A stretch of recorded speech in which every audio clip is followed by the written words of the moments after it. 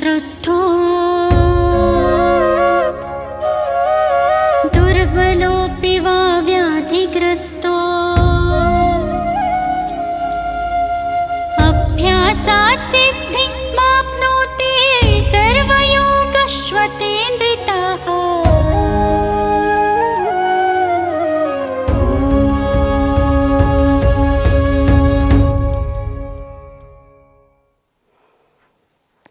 Hari Om.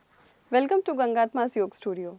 As rightly narrated by Gangatma, Dr. Ajay Pradhan. Last video was all about removal of blockages within the body and also around the pelvic region. In this video, we are continuing with the same. But the vital part of the video is the chronology in which the yogic practice is conducted. So let's begin it with Gangatma, Dr. Ajay Pradhan in the following video. Hariom तत्सत, हरिओम तत्सत, हरिओम तत्सत। गंगात्माज योग studio में आपका पुनश्च एक बार हार्दिक स्वागत है। रीढ़ की हड्डी सीधी, गर्दन सीधी। अपने दोनों हाथों को अपने घुटनों पर या ज्ञान मुद्रा या चिन्ह मुद्रा में रखें। अपने आंखों को बंद कर लें। अपने भ्रू मध्य के सामने जलती हुई ज्योति को देखें। गहरा श्वास लेकर ओम मंत्र का उच्चारण करते हैं 3 बार। लीजिए गहरा श्वास।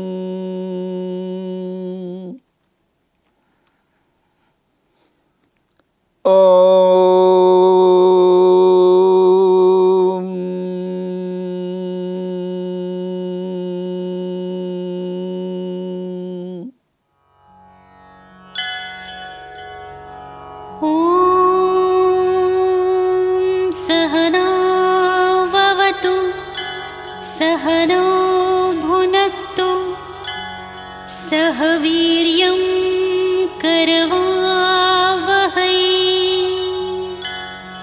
तेजस्विनावधीतमस्तु मा विद्विषावहै।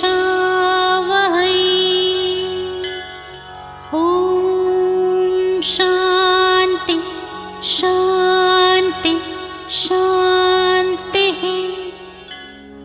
हम लोग आज शक्तिबंध आसनों का उत्तरार्ध देखने वाले हैं। इसके पूर्व हमने शक्तिबंध के आसनों के पवन मुक्तासन मालिका भाग 3 में प्रवेश किया था। इन आसनों का महत्व हमने जैसे बताया था कि हमारे शरीर में विशेषकर हमारे कटी प्रदेश में रुके हुए ऊर्जा प्रवाह के अवरोधों को दूर करता है। इतना ही नहीं, यह अभ्यास अत्यधिक प्रभावशाली रहने के कारण नए ओज को निर्माण करता है। प्रजनन संबंधी प्रणाली को सशक्त बनाता है, उनके रोगों को दूर करता है। महिलाओं के लिए मासिक धर्म की समस्याओं को दूर करने के लिए यह अभ्यास अत्यधिक शक्तिशाली है। इतना ही नहीं, गर्भाधान के पूर्व तैयारी में तथा प्रसव के पश्चात भी इन अभ्यासों को किया जाता है। हमने जैसे पहले भी बताया था, एखादा व्यक्ति जिसमें क्षमता, शक्ति और ऊर्जा अधिक मात्रा में हो, वह इन मालिकाओं से यानी पवन मुक्तासन मालिका भाग 3 से भी अपने योगाभ्यास का प्रारंभ कर सकता है। आते हैं इसके आगे के अभ्यासों के लिए। तो इसके आगे का अभ्यास है नौका संचालन आसन। इसके लिए आपको फिर वही प्रारंभिक स्थिति को ग्रहण करना है। एक आपने देखा होगा कई बार इन नौका नयन के स्पर्धाओं में जो लोग भाग लेते हैं उन लोगों के स्नायुओं को आप विशेष करके देखिए, बड़े सुगठित और सुंदर लगते हैं। हम लोग भी यही प्रयास करेंगे कि अपने मांसपेशियों को अधिक सुदृढ़, सशक्त और लचीला बनाते हैं। तो दोनों पैरों को सामने की ओर जोड़कर रखेंगे, अंगूठे से अंगूठा, एड़ी से एड़ी लगी हुई। दोनों हाथों को अपने कंधों के बाजू में लेकर कोहनियों में मोड़ देंगे और अनुभव कीजिए कि आपके दोनों हाथों में नौका के पतवार हैं, जिससे हम नौका को दिशा और गति दे सकते हैं। अब अनुभव करेंगे हमको सामने की ओर प्रवाह के विपरीत जाने के लिए शक्ति को लेकर नौका का संचालन करना है। सामने की दिशा में श्वास छोड़ते हुए सामने और श्वास को लेते हुए पीछे जाते हैं। अपने शरीर को अधिक सशक्त बनाते हुए कीजिए अभ्यास 5 बार। 1, 2, 3, 4 और 5। अब विपरीत दिशा में नौका को संचालित करते हैं 3 बार। 1, 2, 3। आराम से दोनों पैरों को फैला देते हैं। अब यही अभ्यास हम लोग दाहिने पैर पर करते हैं, जैसे हमको नौका का दिशांतरण करना है दाहिने पैर पर। 1, 2, 3 विपरीत दिशा में। 1, 2, 3 बाएं पैर पर यही क्रिया को करते हैं। 1, 2, 3 विपरीत दिशा में। 1, 2, 3। अभी दोनों पैरों में फासला रखा हुआ है और हम लोग बीचों बीच इस अभ्यास को करते हैं।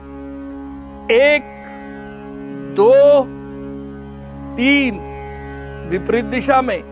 1, 2 और 3।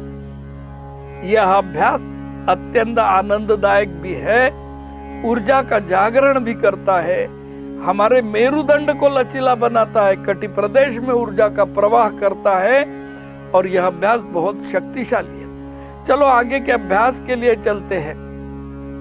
इसका नाम है काष्ठ तक्षणासन, अर्थात लकड़ी काटने का अभ्यास। दोनों पैरों को फैलाकर उकड़ू बैठ जाइएगा। जिन लोगों को घुटनों में दिक्कत है, तकलीफें हैं, वे लोग इस अभ्यास को नहीं करते। विशेषकर ऑस्टियोआर्थराइटिस के लोग इसको अभी संपादित नहीं करते हैं, आहिस्ता आहिस्ता करेंगे। दोनों पैरों में फासला है, उकड़ू बैठे हुए हैं, अपने दोनों हाथों में कुल्हाड़ी है और आपको लकड़ी को काटना है। तो वुड चॉपिंग आपने देखा होगा, एक जो लकड़ी काटने वाला इंसान होता है, जो व्यक्ति होता है, उसकी मांसपेशियां बड़ी सुंदर होती है। उसके संपूर्ण शरीर में एक अत्यंत तेजपूर्ण ऐसा आपको संपूर्ण शरीर दिखेगा। वह व्यक्ति एक ताल पर हमेशा लकड़ी को काटते जाता है, कुल्हाड़ी को पटक पटक कर। उसका जो ध्वनि होता है वह भी बड़ा मेटालिक साउंड होता है। तो ठीक उसी का आपको यहाँ पर एक इमिटेशन करना है। लेकिन शक्ति वही होगी। तो आइए अभ्यास करते काष्ठ तक्षणासन का। श्वास लेते हुए हाथों को सीधा ऊपर लेकर जाइए, कोहनी में मोड़ते नहीं, और श्वास हाथों को नीचे लाते हुए हा करके मुंह से बाहर छोड़ेंगे। जैसे एक हा, एक हा, इस प्रकार से कीजिए अभ्यास 5 बार। 1 2 3 4 5, आराम से। इसके बाद का अभ्यास है नमस्कार आसन। फिर उसी प्रकार से उकड़ू बैठकर अपने दोनों पैरों को फैला दीजिए।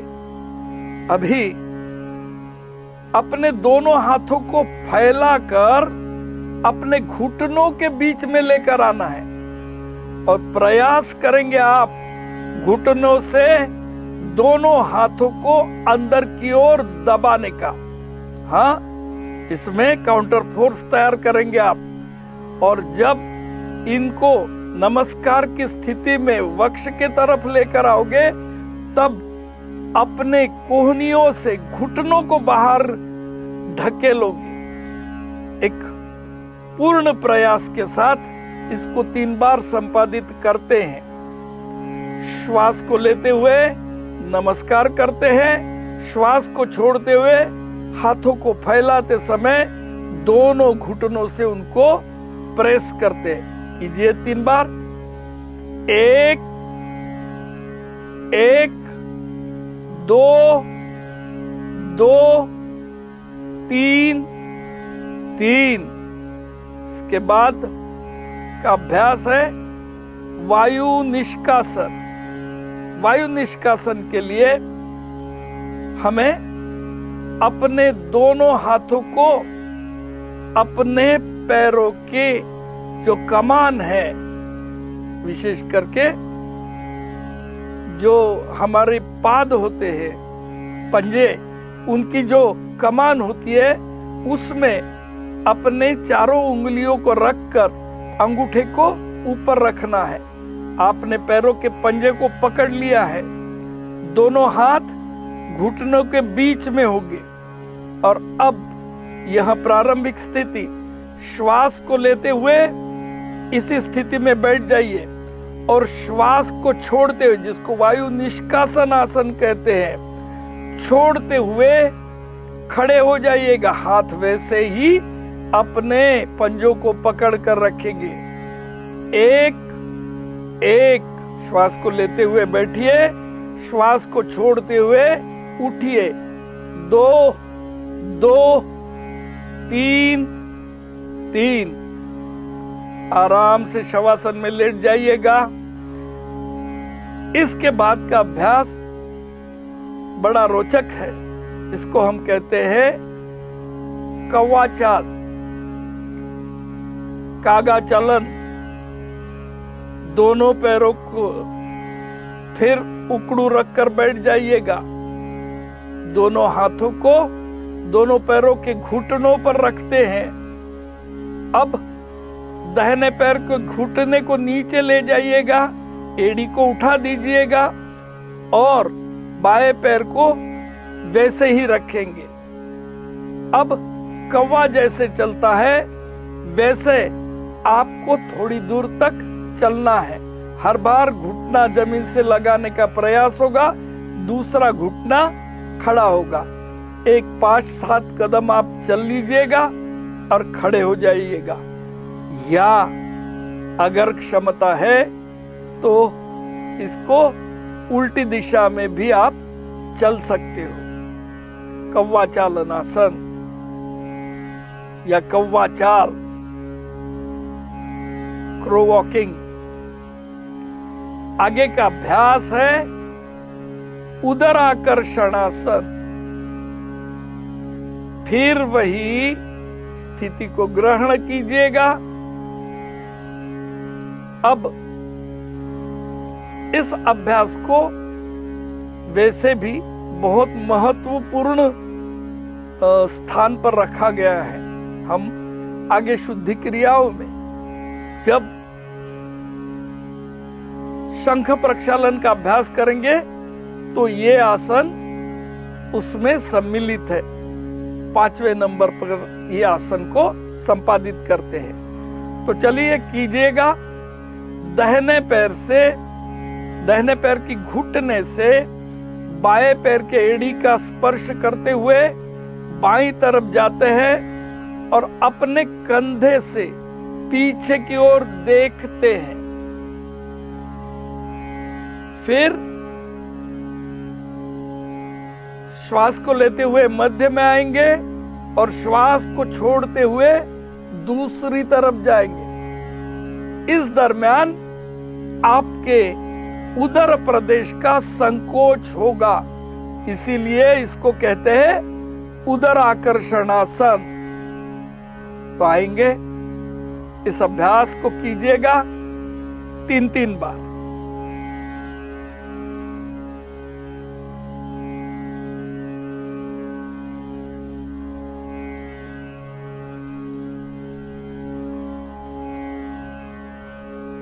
यहां पर हमारे पवन मुक्तासन मालिका भाग 3 का समापन होता है,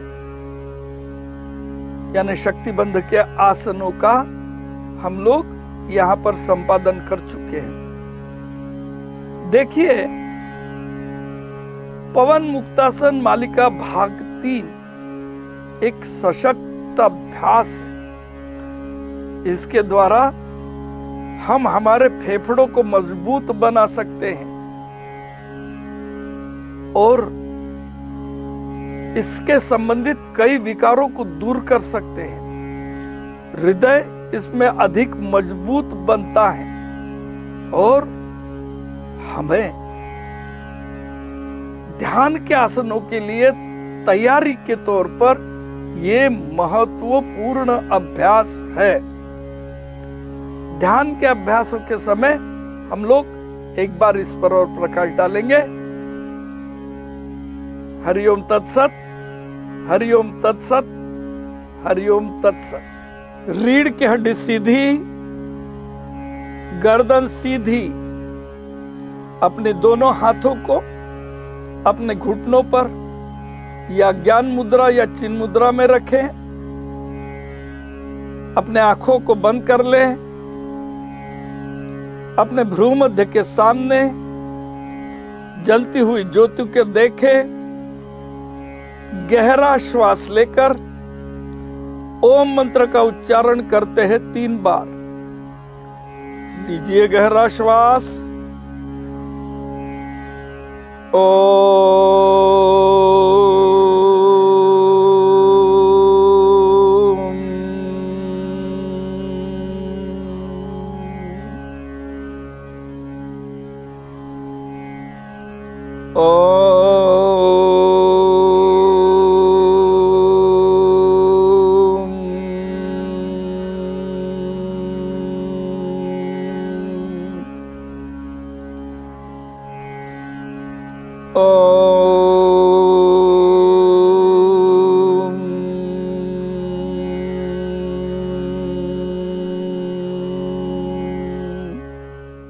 Hariom. In the last video, we covered the Pavan Muktasan Malika part 3 and here we conclude the same. This is extremely useful for those with reduced vitality and also with stiff back. It is extremely beneficial in menstrual problems and can help in retoning of pelvic organs and muscles. This can be practiced before and after pregnancy, facilitating the childbirth and also retoning the flaccid muscles. For similar videos, stay tuned to Gangatma's Yoga Studio. Do like, subscribe, share and follow Gangatma's Yoga Studio for systematic yogic practices. Hari Om. असतो मा सद्गमय तमसो मा ज्योतिर्गमय मृत्युर्मा अमृतं गमय सर्वेषां स्वस्तिर्भवतु सर्वेषां शान्तिर्भवतु सर्वेषां भवतु सर्वेषां मङ्गलं भवतु लोकः समस्ताः सुखिनो भवन्तु ॐ त्र्यम्बकं यजा